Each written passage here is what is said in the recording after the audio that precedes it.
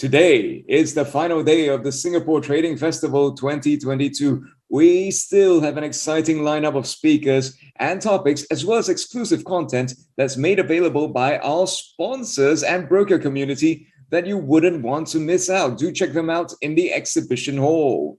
But right now, we've got two sessions happening simultaneously.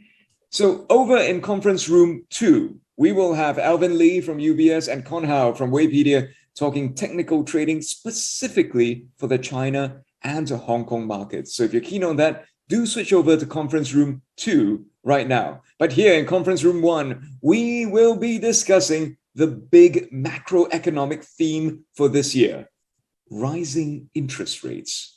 And we'll have two very accomplished experts on a panel that will be moderated by Mr. Willie Keng, who's a CFA charter holder who used to work as an analyst and asset manager, but he's also the founder of the popular website Dividend. And if you're familiar with him, you know he's all about helping people grow their wealth safely. So I'll leave you all in his good hands now. Willie, over to you.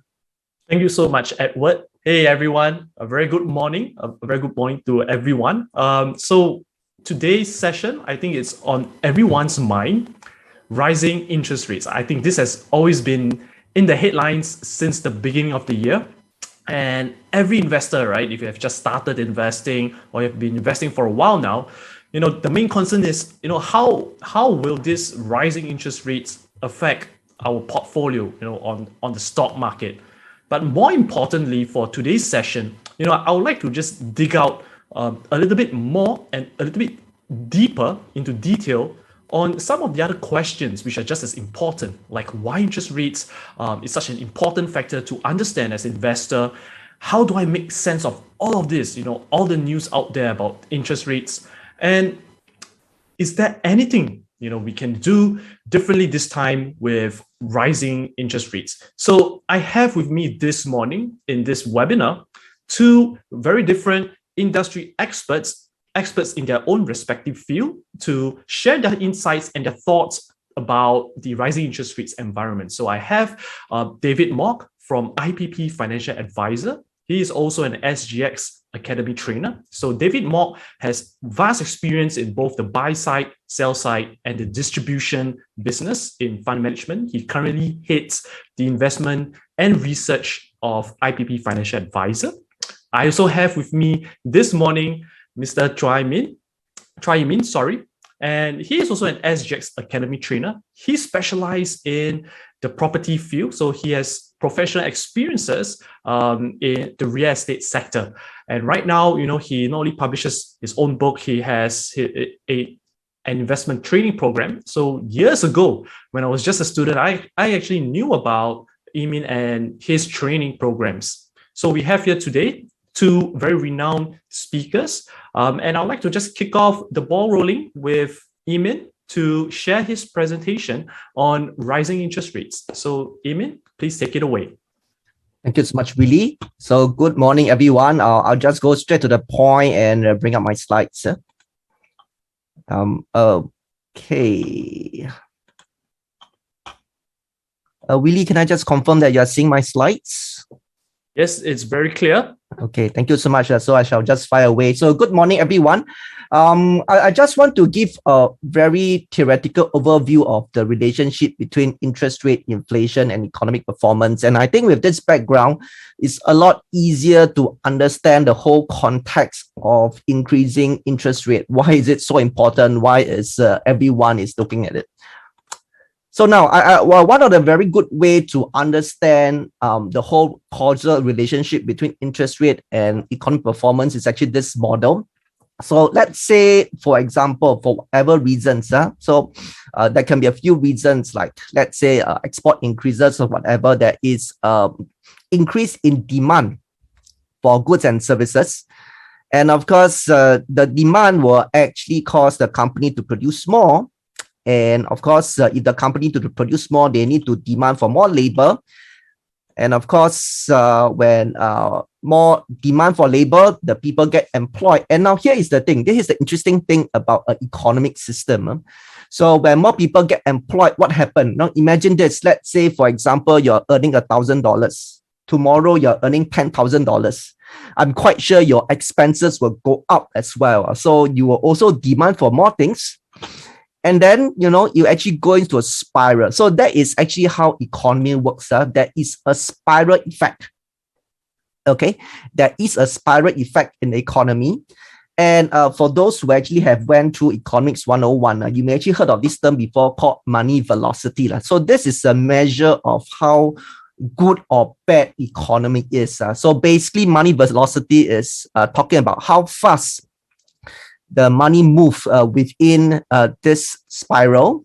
Okay, of course, if it moves faster, it's supposed to mean that the economy is doing very well. And of course, if it slows down, okay, it's supposed to mean the economy is doing not so well. Okay, so this is actually a very basic model which can help us to understand a lot more about interest rate and its relationship with the economy. Okay, so of course, if let's say the spiral goes too well, okay, which is a little bit of what is happening today. Okay, so basically, of course, with COVID, then there is an economic shutdown 2 years ago, and a lot of government has been printing money, has been putting stimulus packages, which have caused the demand to go up. Okay. And unfortunately, this is, as in all turbines, you cannot just stop suddenly. It has actually gone into a way whereby it actually went too well, whereby the supply couldn't catch up. Okay, so resulting in price increase and hence inflation. So this is exactly what is happening today. So now, how does interest rate come into the picture here? So basically, interest rate is the main tool or one of the tools that the authority use to sort of control how this spiral works. So you so think of it as a switch for a turbine. Okay, why does it so? So one very good example is property. Of course, I've been looking at properties. Think about this now. Like in Singapore, one of the reasons why the property market is doing so well, one of the reasons why people are flocking to the showroom is this: the borrowing cost is cheap, correct? Okay, can maybe not today, but if you are talking about 6 months ago, 1 year ago, you can even get loans which is less than 1%. So what happened here is this: if let's say when it's cheap, the borrowing cost is cheap, what's going to happen? It actually motivates people to borrow more. And when people borrow more, what does that mean? That means they are buying things. Okay, they actually demand for goods and services. Now, companies is all the same. So companies, like for example, when they actually set up the plant, they actually think of expansion, they also need to do a lot of borrowing. So if let's say when the borrowing cost is cheap, okay, obviously they will borrow more. They want to take this opportunity to expand, and of course they will increase as well. So when the borrowing cost is cheap or when interest rate is low, you can see that there's a lot of demand here. Company will expand, and what does it result in? A positive spiral. Okay, things will actually go up very quickly. And as I mentioned, okay, the spiral effect, don't belittle the spiral effect. So it's that spiral effect that can get things out of hand. It's not like, oh, okay, just go one round, that's it, stop here. No, it doesn't. When more people get richer, when more people have the resources, they will demand more, and it will actually going to spiral. Okay. And what does authorities use to control the velocity that I was talking about, or this spiral effect? Okay, one very good way is to increase the interest rate. Increase the interest rate. So obviously, when you increase the interest rate, the borrowing will come down. So this is exactly what's going to happen. And in fact, like for example, the property market this year I think it's definitely going to be cooler than last year. Okay, the anti-speculation measures aside, I'm quite sure one of the concern for a lot of property investors now here is this: hey, interest rate will go up. Okay, there will be a fear there, and when they actually want to buy the next property, they'll be a bit worried. Okay, and obviously the demand for properties will also come down. So same for companies, it's like, hey, can I really shoulder that higher interest rate cost? They may also expand slower. So eventually this will slow down the spiral. And of course, when that happens, it will help to curb the demand and obviously, help to smoothen the inflation. Okay, so hopefully by this model, you have a clearer picture of how interest rate It's related to the whole economic performance, and of course, why inflation, okay, will actually result in an increase in interest rate. Okay, now, so this is one point I want to address. Of course, I know there's a few questions with regards to interest rate. So the other point, and I want to address here, is this on the impact on STI. End of the day, we are investors. We just want to know, okay, we know that generally speaking, with increase in interest rate, the economy is going to get slower. Does it mean that STI is going to crash or STI is going to slow down? Okay, let's dive in deeper to take a closer look. Now, before I go into understanding the causal relationship, let's look at the components of STI first. So this is taken from the FTSE website. Okay, so whereby I actually break down the weightage of the different industries in STI. Okay, so as you can see here, basically 43% or 44% of STI is made of banks, and obviously the three big banks. And we are talking about 14% in REITs. 14% REITs. Okay, so the real estate and others take up about 40%. So what I'm trying to say here is this 60% of STI, okay, is actually represented by banks and REITs. So what I really want to explore further is this, hey, is interest rate increase, is it good for these two sectors, or is it bad for them? So let's look at the banks first. I believe, I think there was, in the previous session, there was some discussion when the interest rate increase, is it good or bad for the banks? Okay, is it good for the banks? Fortunately, I don't have time to do a little quiz here, but of course, the answer here is actually generally good. I actually got all these articles okay, from the respective website. As you can see here, DBS Group CEO discuss what the US Fed interest rate hike might mean for the Singapore bank. So this was an interview done recently. If you like to, you can just go and Google CNBC and DBS CEO on US Fed interest rate hike. Okay, so there is a video, and Mr. Gupta, DBS Group CEO, actually made this statement. Okay, Piyush Gupta of DBS Group give his forecast for the numbers of interest rate hike the US Fed might implement this year, explains how such hikes might be beneficial for the Singapore bank. Okay, so reason is very simple. So of course, a lot of bank loans are on floating rates, and when the interest rate go up, obviously the banks is actually going to make more. And if you actually watch the video, you can see that, the amount of profits, additional profits that's going to be generated by this interest rate increase is not small. It's not small. I can't remember the exact numbers, but hey, it's going to be quite significant increase for their profits. So of course, this is another article, Singapore banks, DBS profit rebounds, rate rise, prospect improve outlook. So my point here is this. Even though when we talk about increase in interest rate is generally speaking negative for the economy, or either that slow the economy down, okay, but then it's actually beneficial to the banks, and banks being one of the main component for STI. Okay, so you can see that STI may not be so negatively affected. Okay, now let's look at the REIT sector. So of course, the other main sector for STI is REITs. Just now we actually saw it's about 14%. So okay, really, does it really affect the REIT? So a lot of people have been thinking that is, of course, natural. When property, they are on the demand side, they are the one that is borrowing money. And obviously, when the interest rate increase, okay, it will affect them. Okay, I don't disagree with the statement.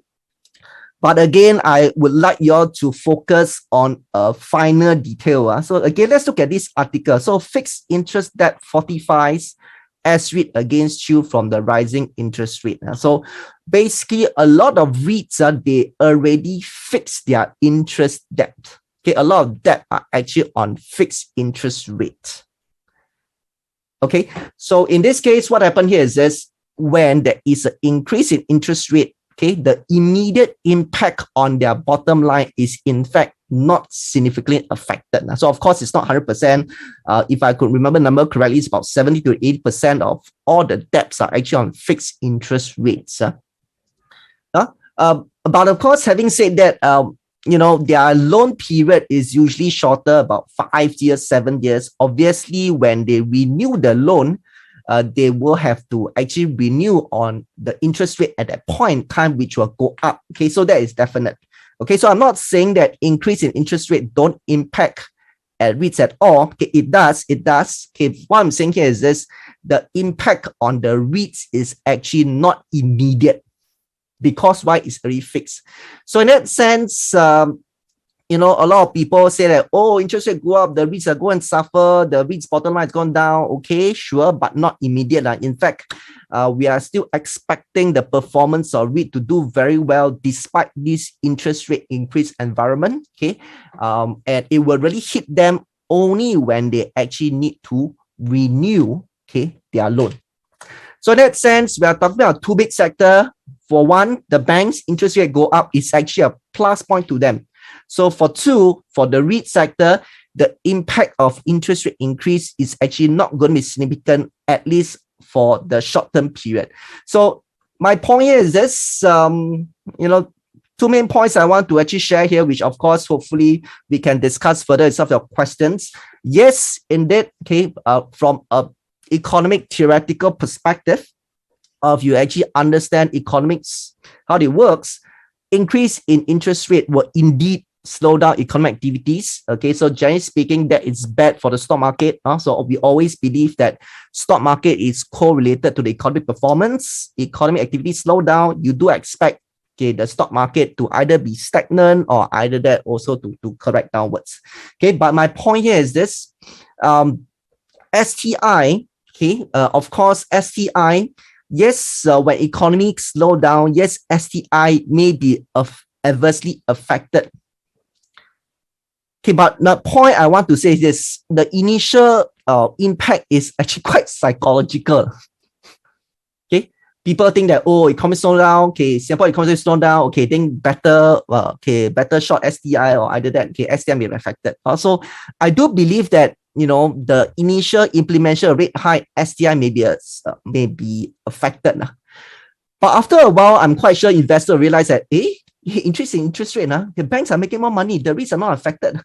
So I think eventually they will come back. So my point here is this: STI may be adversely affected at the initial implementation of rate high, but the impact will not be significant on a sustainable basis. After a while, investors are still looking at the bottom line. Okay, if increased interest rate, the banks not only have lesser profit but more, and they realize that the REITs profit, the dividend is the same, they will eventually come back. And I do see that STI still have a little bit of room to run, okay, from now to the rest of the year. Okay, so with that, Willie, I would like to pass the stage back to you. Thank you so much to allow me to share. Yeah. Thank you, Eamon. Wow, I love the presentation. I like the part where you spoke about the spiral effect. I think that's a really short and succinct to the point on the cycle on how interest rates generally affect us. And I think it's actually a good entry point, for people or for investors who, want to just find out more about how interest rate work and how it actually affects us. And I like the point where you actually spoke about how rates, it has always been on everyone's mind, how rates have affected, or how is it going to affect Singapore banks and Singapore REITs. So I like that. So now thank you so much. Yeah. Coming to the second speaker, David Mock, he will share with us his views on the rising interest rates, and I'm going to take it away. I'll let David take it away. So David, please. Thank you, Willie. Thank you very much. Good morning to all of you who are listening in. I hope you heard what Eamon said. It's a very good information. Things I spoke in the past, 15, 20 minutes. What I'm going to do from now is to build on what he said, and hopefully that by end of our little mini sharing session, you can take away a little bit more understanding about interest rates for those who don't really understand about interest rates, or those already know, at least affirm what you already know. And with that, ultimately, we hope you can invest and profit from it. So let me now share my slide. Give me a second. It's coming up. Okay, I'm going to go into the share screen.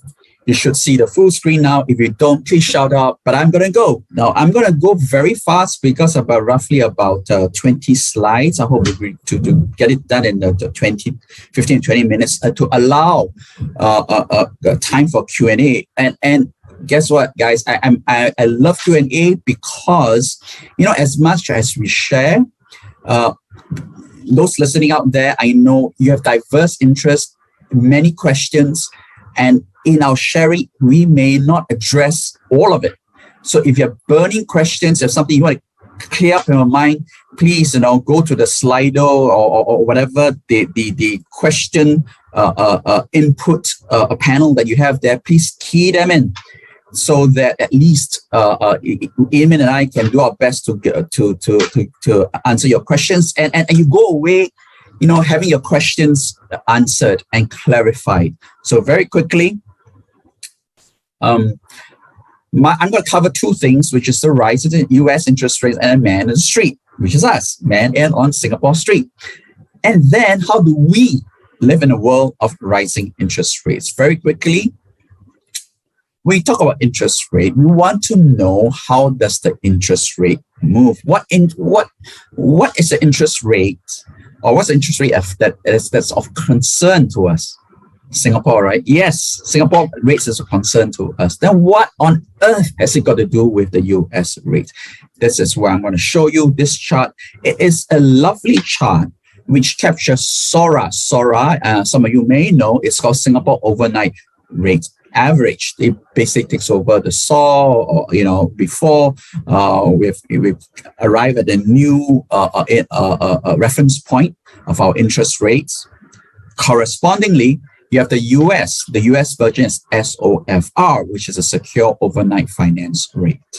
Now, I put it just two together to show you the movement of both the US and then Singapore. Singapore, if you could see it, Singapore is on the red line, and then on the blue line, it is the SOFR, which is the US. Immediately, everybody knows it correlates. Yes, it correlates. It correlates, and we need to understand that. First of all, it correlates, and which means that if the US goes up, we will go up as well. If US go down, we will go down as well. And you say, why? Why is it so? So, to understand that, we have to be humble. We are the smallest red dot in the world. So small little red dot, what we do, we follow the dominant global currency. That's what we do. Unfortunately, guys, we do that, okay? We have to follow the dominant currency. I say, hey, why can't we control ourselves? No, because Singapore has already adopted an open capital account, which is basically an open economy. You and I know that, yeah? For us, we need to be connected to the world, economically. Unfortunately, comes along with the monetary part. So there we are. We have to live with the situation we have. That's why we are. Singapore has an open account, capital account. As such, money can flow in and out freely. So Singapore can't really control both exchange and interest rate at the same time. For example, we can say that make Singapore dollar stronger, funds will flow in because Singapore stronger if you want to make it, right. But it in turn causes the interest rates to fall, and vice versa. Therefore, the domestic interest rates can be at a discount or premium to global rates when the SGD is expected to appreciate against other currencies. So in practice, which is what really is happening, our SORA have tended to be a discount to the SOFR, given the market expectation that the Sing dollar will appreciate against the US dollar. So that said, do expect that we Singapore interest rates slightly a discount to the US, but it fluctuates. It really depends. But in general, because for us, we expect our currency to appreciate over time, and that is compensated by the discount in interest rate. So the lower interest rate return in Singapore is thus compensated by an expected rise in the value of the US dollar in international currency markets. Okay, so now Singapore interest rates take the relative benchmark from a dominant currency, which is the US dollar. So one way, not the only way, but the one way for you and I, man in Singapore streets, to figure out where Singapore interest rates are going, whichever direction, up or down, in this case right now, it's going up, is to have a perspective of where the dominant currency is going, which is the US dollar. And therefore, we need to watch the US interest rates. Make sense? So I hope that you can take away with it. You want to figure out Singapore interest rates, take a look at US interest rates. And US dollar interest is easier to know because a lot of information that you can figure out where it's going, especially when the US Fed is very open with their policy. They give forward expectation statements. And of course, you need to know what they hope to do. So how does it affect people like us in the street? Singapore street, like I said. Mortgage, because we know that hits home to us the first thing. For those, sorry. For those of you who have finished with your mortgage, congratulations, you're free. Unfortunately, there's some of us, still me, I still have the mortgage. So this mortgage we'll figure out. So of course, we all know some of us fix our mortgage, some of it have variable rates, but if you fixed it, congratulations, you have variable. I'm sorry, you're gonna handle a very sharp rise this year and next. But it affects us. On installments, you'll see it goes up, so it hurts us. Deposits also, it goes up as well, not as fast as we like, but it goes up as well. So that for those of us who lend money to the bank to use, which is deposit, and they give money back as a compensation for the use of our capital, is called interest, which is deposit. So it affects us, it goes up. Next, of course, investments, valuation, and borrowing. Interest rate goes up. It's particularly sensitive to one a sector of the of stocks, which is valued based on future earnings. Read it again. Those companies whose valuation is very much dependent on future growing and big earnings will be affected, because in usual valuation, we discount the future cash flow back to present. As you can imagine, if the interest rate goes up, which means the denominator goes up, you see the whole sum, which is of course the numerator, denominator, therefore it will go down. Sorry, so I hope you do the quick math there. So what does it mean? It means that technology stocks will be affected. At least those technology stocks without good cash flow, with high expectation of cash flow in the future, brought forward to the present, those are the ones that are affected. But say those technology stocks got good cash flow, current, present, guess what? You can hide there, no issue. But it's those who the ones that promise future earnings, those will likely be affected.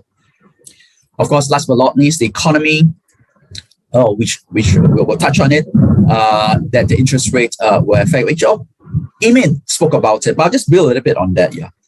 Okay, so to understand the role of interest rates, you know, foundation. Foundation is a form of compensation for the use of capital. I mentioned that, it's a form of compensation. Even interest on deposit, we lend the banks to use, so they give it back to us. So that in some form of our way of lending them and compensate us. But when we borrow, we have to compensate the money we borrowed, right? The mortgage, so we have to pay interest for something. That's very simple. Now, the second one, which is very interesting, and that is the one which economists have to wrestle with. It's called monetary policy applied. Applied to what? Obviously, when you do it, it's for the health of the economy.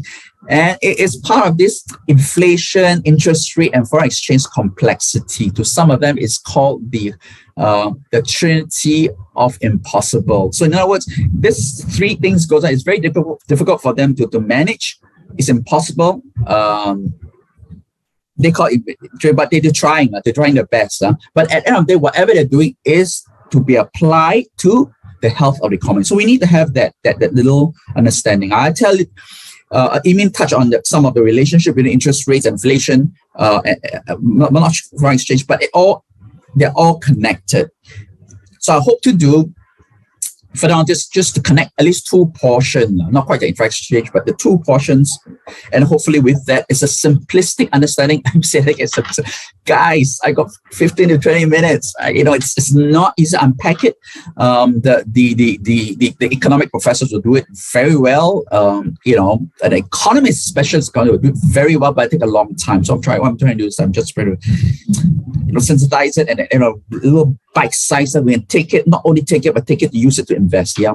So one of the use of the interest rates is being a tool to control the growth pace of the economy. Say that again, growth pace of the economy. Yeah?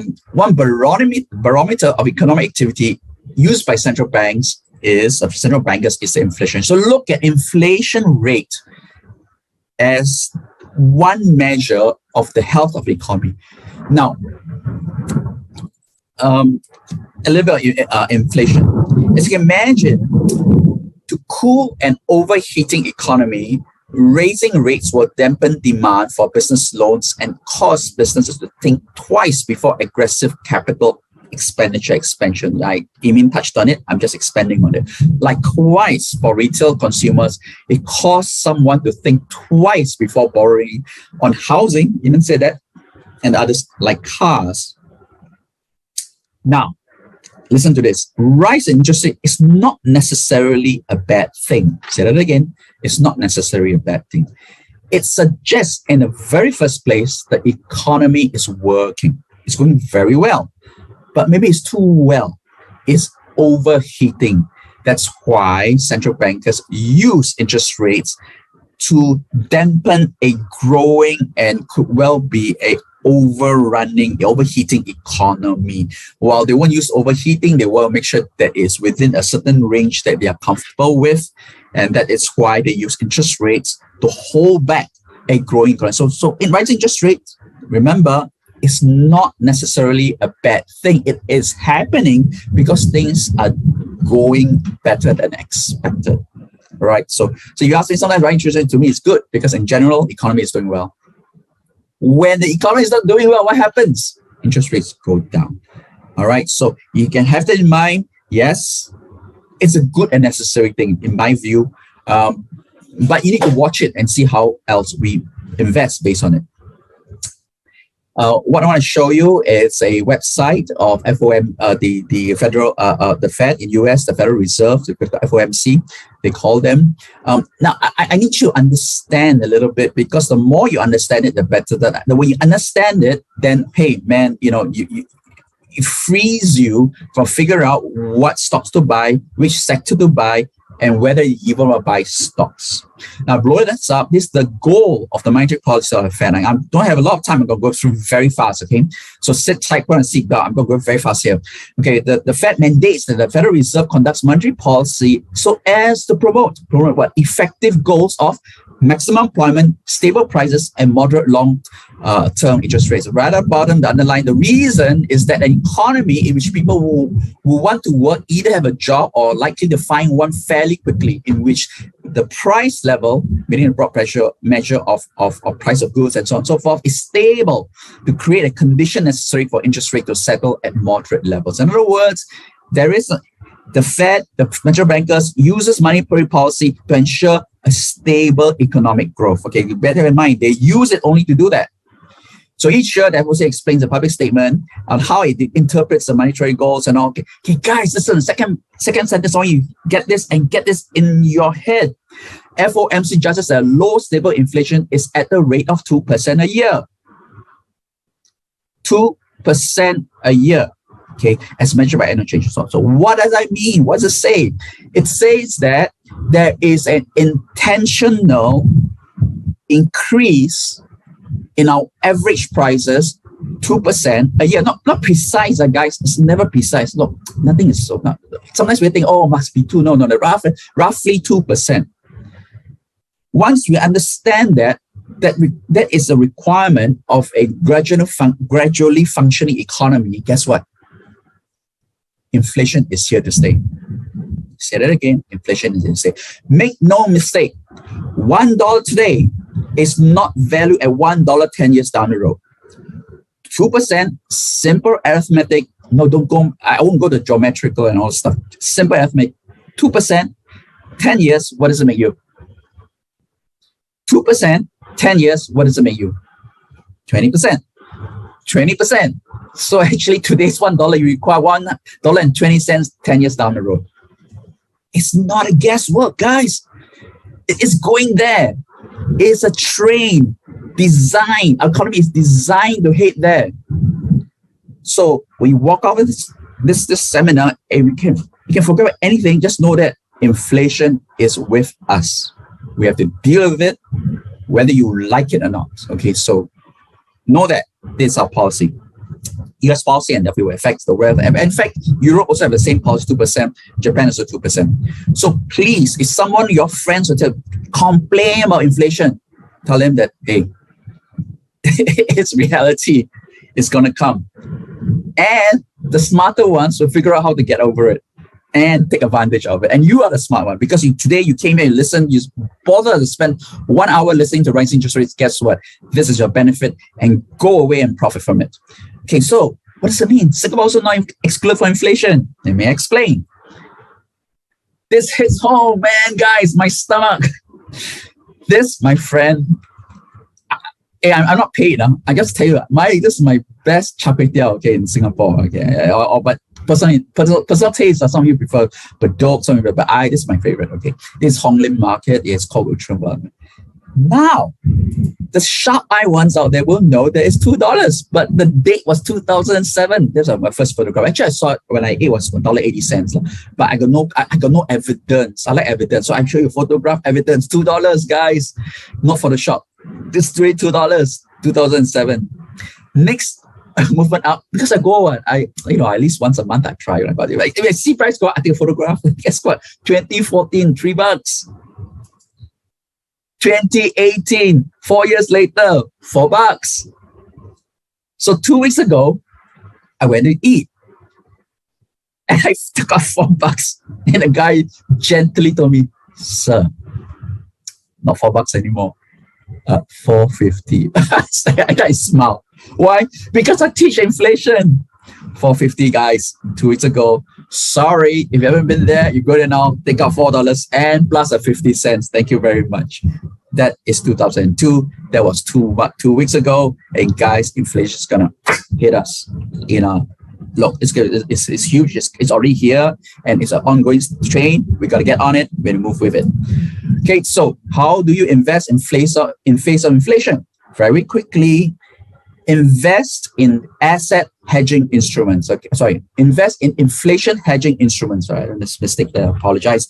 Is inflation hedging instruments. What are the inflation hedging instruments? It was banks. We even talk about that. Gold and property. Okay, in general, guys, I'm gonna tell you this is just general knowledge, but I want to emphasize that this are the inflation hedging instruments. Okay, banks, we talk about it. All three banks can. Our banks are great. Okay, if you ask me today and next 2-3 years, our banks are fine. Okay, now just be careful. Don't ever think that a stock can buy and hold for life. No such thing. You have to periodically review that stock, be it DBS, even though it's strong now, UOB even strong now, OCBC even strong now. Periodically review it and see how it is, and don't say it's a buy and hold. Okay, just but for the purpose of inflation hedging instrument, banks are good. Gold, of course, you got this in SGX. Go and buy it, if you're interested in gold. But can I warn you about gold? Okay, I won't do it. You say, why, David? Because, guys, I'm a fundamental guy. I don't know where you heard the introduction by Willie about me. Buy side, sell side. Distribution. My buy side and sell side. I analyze companies lah. I'm a value investor lah. But of course, over time, I understand growth investing and all those things. But hey, listen, guys, I'm interested in cash flow, and unfortunately, gold does not generate cash. It's Warren Buffett lesson. Buy only things that generate business and cash flow. Okay, so I do that. But I have to tell you, because it does. No, inflation goes, it will go up as well. So I cannot say that you can't. But also, gold is it's one of those assets that you will use it for. It's insurance in case a war breaks out, or wherever, you just shoots right up, things like that. And after that, you take profit lah. And then when it comes down, you can buy it again. So it's a form of way to hedge off volatility. But there you go. I'm going to leave it as that. The next one, property, which is what it means in the whole area. Okay, guys, listen, no issue. Just go there. You'll be fine. The REITs. Let me tell you a little bit about REITs. Okay. As much as what it means, I'm building on what he said is that, guys, yes, interest rates will affect the debt, the cost to debt part. Obviously, we know that. But in a good economy, what happens to the top line?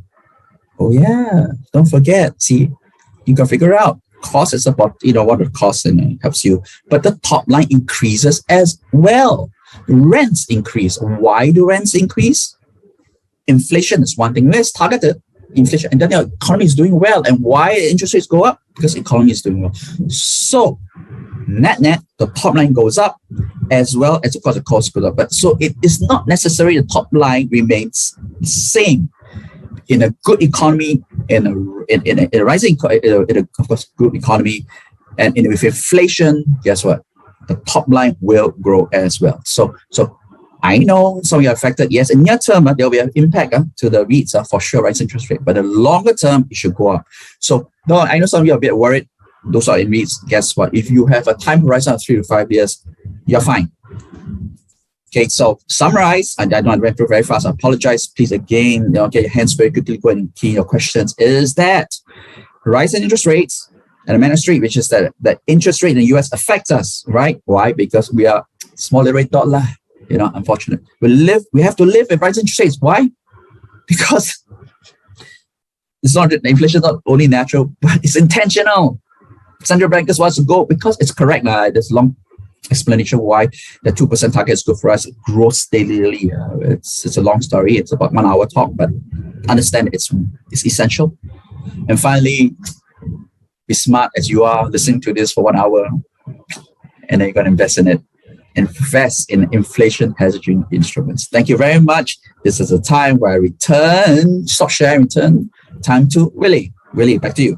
All right. Hey, thanks a lot, David. I like how you actually link up the point of interest rates to inflation, and I think let's not forget, like what David has emphasized, is that the reason why interest rates continue to go up is because to actually curb the rises in inflation, and I think that's also one key thing which it's a critical and crucial point for everyone out there as well, to actually understand that $1 today, it's not worth $1 10 years from now, 20 years from now. There's this thing called inflation, and it actually eats up or robs us on the buying power of our money. So I think this is a very good point which David has mentioned, and this is something which I will take it away. But of course, his slides on the fried kway teow is also making me hungry. But let's move on to the more important part of our presentation, which is the Q&A. Right now, I'm seeing a lot of questions coming in. People are talking about the macroeconomic factors. The REITs is very, very popular. So maybe I'll just really kick off our Q&A from a follow-up from David's presentation. So I'm just going to quickly pick off on the topic on stagflation. I think I have a couple of questions here. So this is to David. Could you please comment, right? This is from one of our viewers. Could you please comment on the risk of stagflation given the current geopolitical situation of the commodity price spiral and the growth slowdown driven by interest rate hikes? That's a wonderful question, and that's a very relevant one. Whoever asked it, I think you have touched on the hottest topic as we slowly forget about the Ukraine war. It's unfortunate. Ukraine war is unfortunate, but it's a hot topic. Inflation is a hot topic, and the question is, growth may not be as robust as we like it to be, and therefore we are fearful of stagflation. I'm coming from two ends, if you don't mind. One, and why are you fearful? And the other one is stagflation. Why are we fearful? We're fearful because a few things, your jobs, whatever. But if I come from a point of investment, your investment, do you want to get off the market? Right? Do we want to get off the market because of stagflation? I don't explain stagflation, right? Basically there's inflation without a corresponding growth economy. Okay, so what do I tell you? What I'm not going to tell you what I know, my opinion. I'll tell you it's evidence. What's the evidence? What is the period of time the most analysts, most research is done on stagflation? It will be the US, right? US have a good, it's always a good study point. In study of 70s to early 80s. It's a whole stretch, probably split in two segments, but essentially that's the time of stagflation.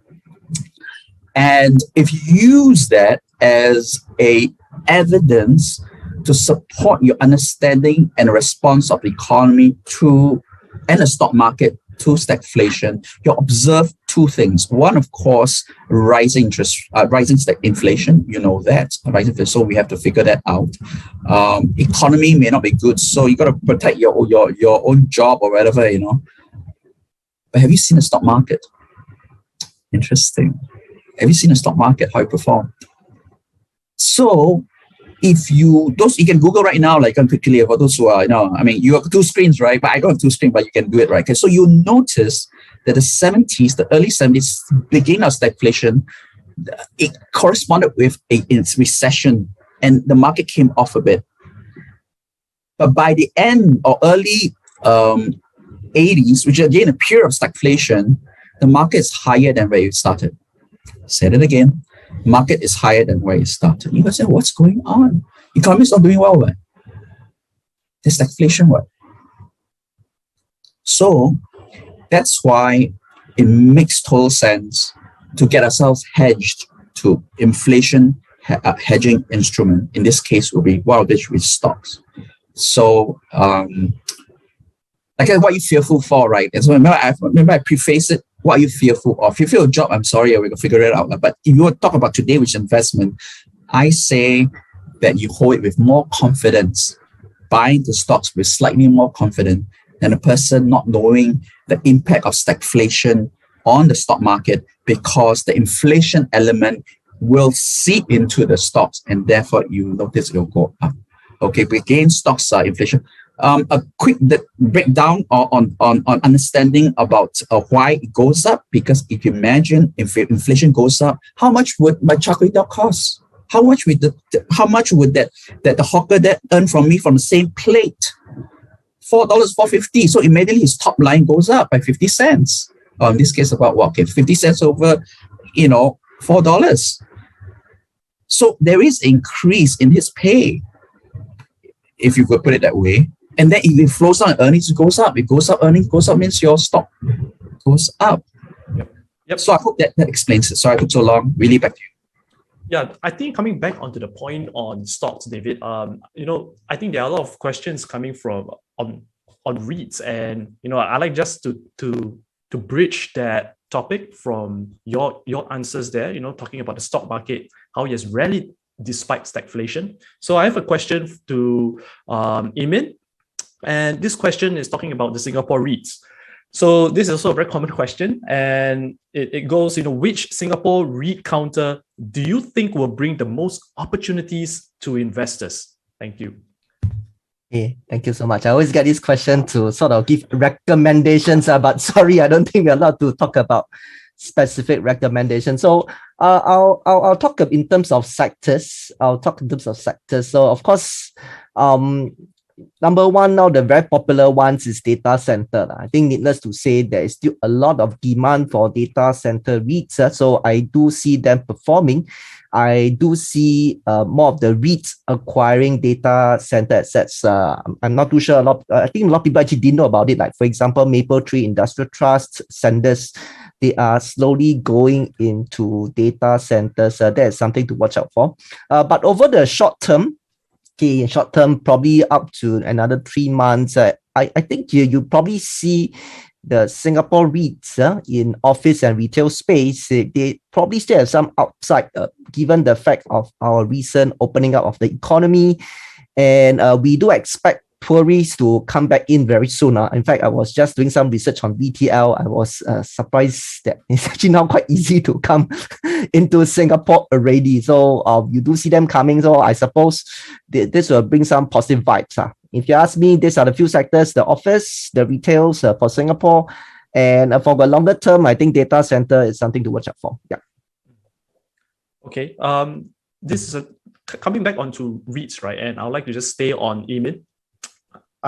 There's a question here, right, which says that although the impact of rising interest rates to REITs is not immediate, the stock price of is an expectation of future performance of stocks. So wouldn't REIT stock price be affected? And how long can the fixed interest rate hedging, which you spoke about earlier, Emin, be? So there's actually two questions to this part of the big question by a reader. Okay, thank you so much. So a lot of people didn't realize, if you all have time, of course, I don't have the time to do, you can go to the SGX website and look for the REITs index. There's quite a few REITs index down there. You will realize that the price of the REITs from the overall market perspective has been falling since July last year. That is easily how many months? We're talking about almost 9 months ago. Because since July last year, we have been talking about increase in interest rate. Okay, so if you are concerned that, stock market is a lead indicator, so by right now, they should come off. It already came off. And if you go and track, actually dropped all the way to February. I think beginning of February, that was the lowest point. Then there was a very sharp rebound. I believe it actually come to a point that it is a way oversold. Way oversold. It's like way too cheap. And of course, that time was quite happy. I was happy shopping. Anyway, so when we now at this point, we are still probably less than half of the drop since July. So I still do see there's some upside. I don't think that we will go back to July level. I do agree with the person who asked the question that yes, eventually, it's going to have impact. So I don't expect to go back up to July level. But at the current level, I still believe it's still slightly undervalued. Okay, of course, compared to February, yes, went up a bit. I still see some little upside and probably hover around this range for another 2 to 3 months. Yeah. How about so going on to the second part, right? How long can the fixed interest rates, how long can it actually last for your fixed interest rate hedging be? Okay, so it depends from REITs to REITs. Most of the REITs, right, their loan term is about 3 to 5 years. Okay, 3 to 5 years. And we also have to take notice that now for the REITs, when they do funding, they have different sources. Like some of the REITs are even issuing bonds. And of course, they have do things and notes and so on and so forth. So if you ask me, okay, easily, if you talk about really affecting the bottom line, easy another 1-2 years. Yep. Maybe I'd just like to throw that question also to David, right? On the first part of that question, would you agree, like on what Ibn said on how interest rate would affect stock prices of REITs? First it's sentiments. Okay, so what Emin said, which is rightly so, it's sentiments. Sentiments is true. It's true. It's valid. Rise interest rates, therefore, bring the cost of your leverage, and therefore it will affect your bottom line. It's true. And it's also true that that individual REITs will have their debt when they when we price it, that they say 3-5 years. Most of REITs they stagger it, they give you their little program and all when whichever costs of their loan when they mature, and then they have to reprice. They give you, and it's very nice, very transparent. Like I said, a lot of these, what we see is the cost. But like people look at the top line as well. The top line should come in because of inflation. And look, landlords won't just say, look, I'm going to keep my rent the same, for the next 5 years, right? It's not going to do that. They're going to move up. And when they move up, you'll compensate the increased cost of debt. So and you'll see it. You fight, like I say, if your time horizon is 3 or 5 years, you'll see your REITs today will be better than what we have today. So I'm a little bit more confident in REITs going forward. Again, purely because of inflation, and certainly, So one of the big plays now is reopening.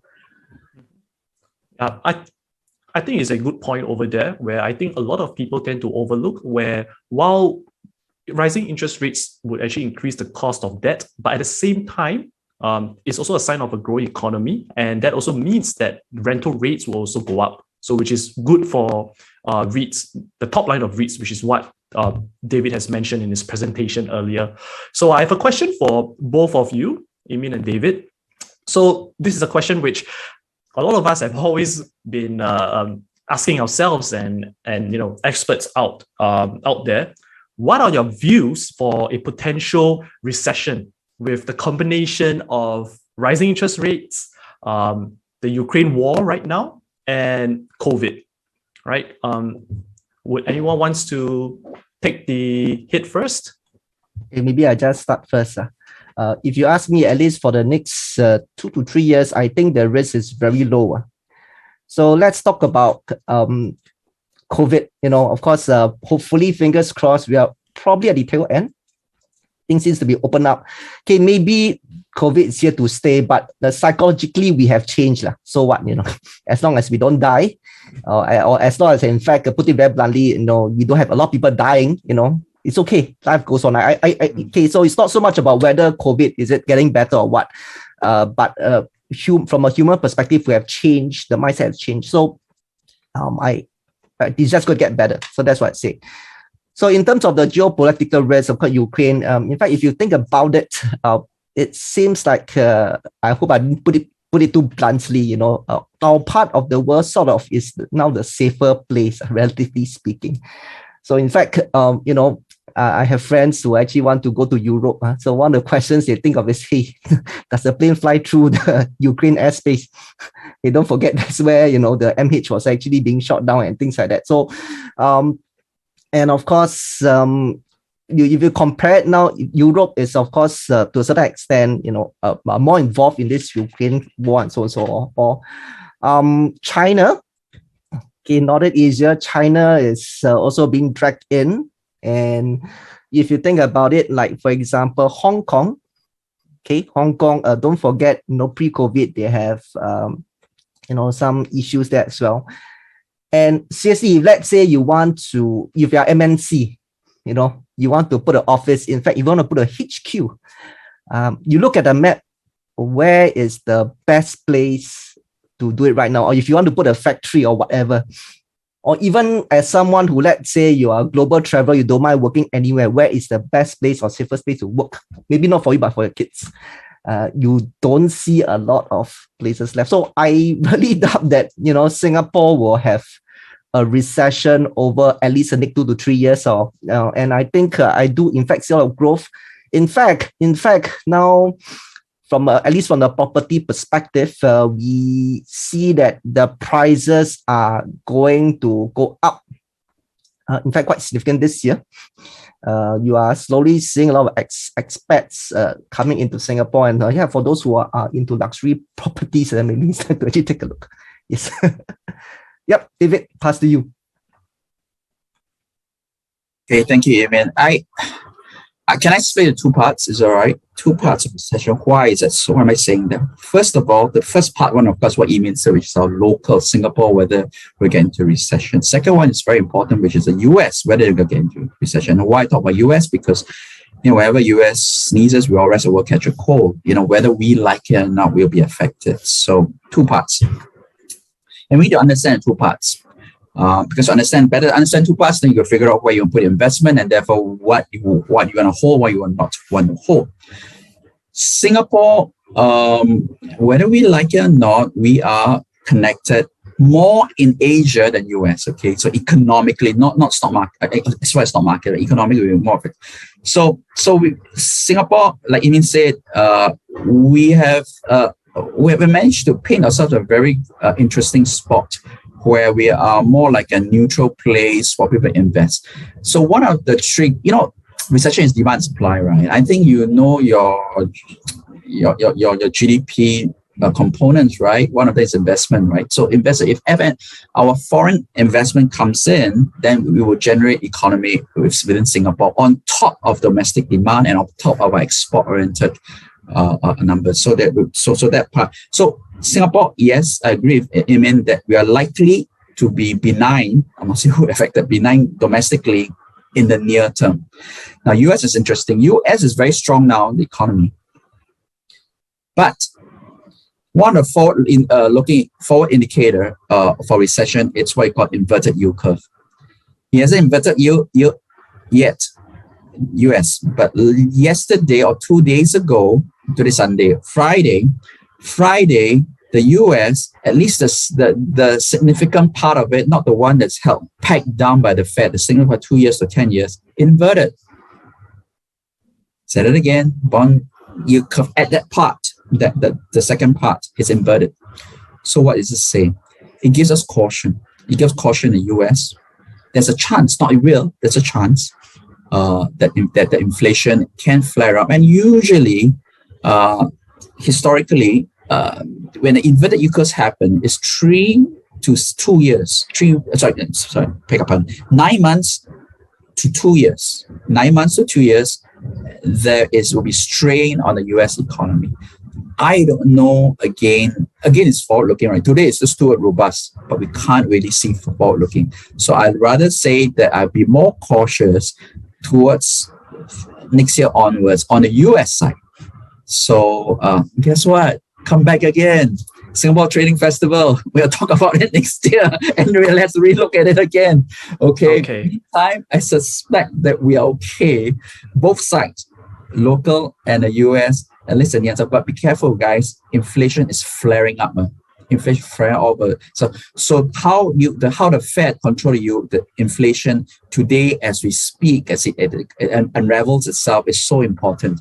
So US is willing to go into recession and not into hyperinflation. Said it again. US is willing to raise interest rate enough to fight inflation, and recession is on the cards for them. That's what happened to Paul Volcker. They did it, and they'll do it again if inflation can't be tamed.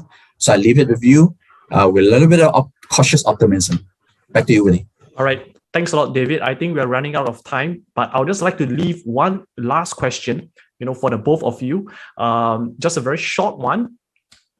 In today's rising rate environment, if you have only money to invest in one asset or one sector, where would you put your money today? Right? Amy, would you like to go first? I have 1 second, right? Bank. Yep. Okay, banks. How about David? Actually, I'm not too far from Emin. I'm going to go local banks because I understand better. So it's basically like what Emin said, right? In the presentation, rising interest rates, banks are definitely going to benefit. All right, and we have come to the end of our session on rising interest rates. I hope this is a very informative session for you guys out there. I'd like to thank Emin and David for their wonderful insights, and I hope to see you guys again. I'll hand over the mic right now back to Edward. Thank you.